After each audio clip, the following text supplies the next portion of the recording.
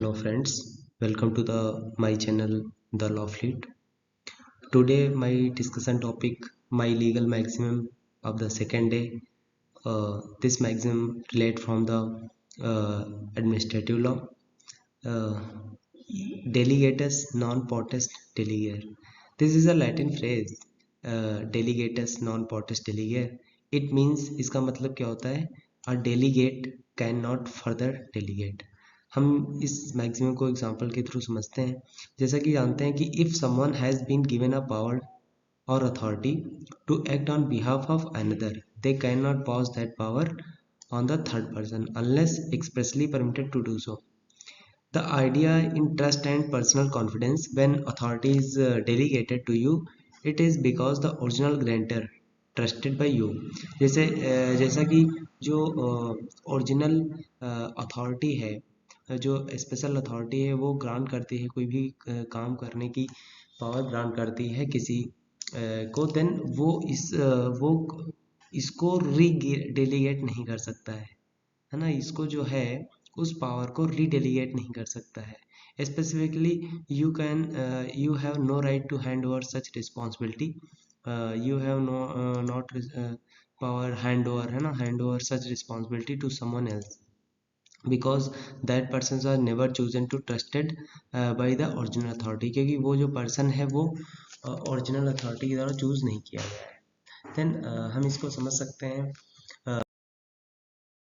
जो एग्जाम्पल्स के थ्रू. जैसा कि आप देख सकते हैं कि suppose that your father is going abroad for 6 month, है ना.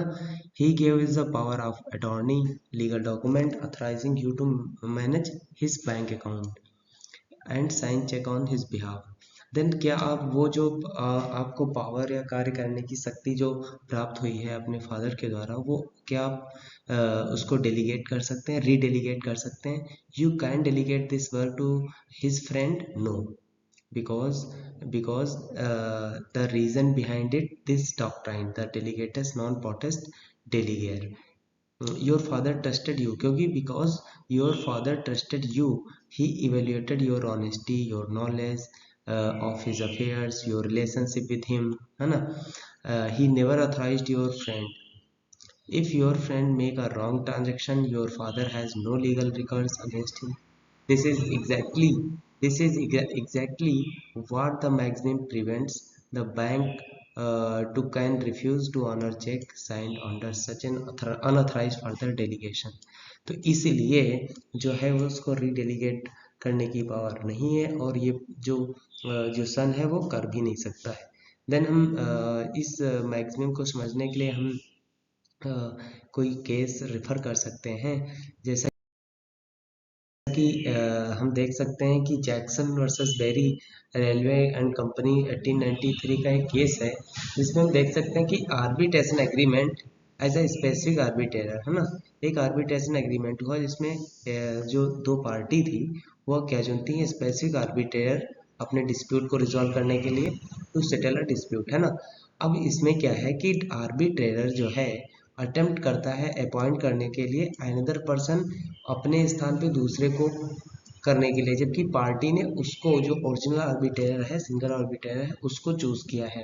अब इसमें कोर्ट कहता है, court held this was not permissible because the parties had agree to submit their dispute to that particular individual and the maxim prevented, और जो legal maxim है prevent करती है him from passing that authority to another. This is the best example of this legal maxim. Jackson versus Barry railway and company 1893 case में हम इसको समझ सकते हैं. एंड इंडियन लॉ में देख सकते हैं कि एक ऐसा केस हुआ स्टेट ऑफ यूपी वर्सेस बटुक देव पति Tripathi 1978.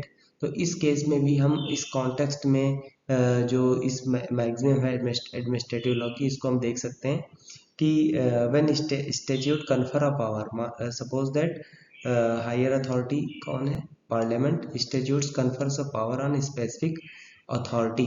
That authority must exercise it personally and cannot delegate it to subordinate unless the statutes expressly permits such delegation. This become an important difference in Indian administrative law.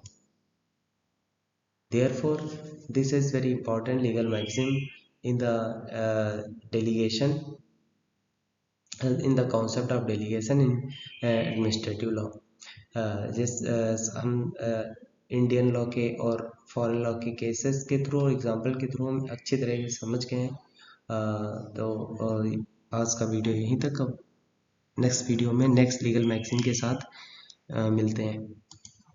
Thank you for watching this video.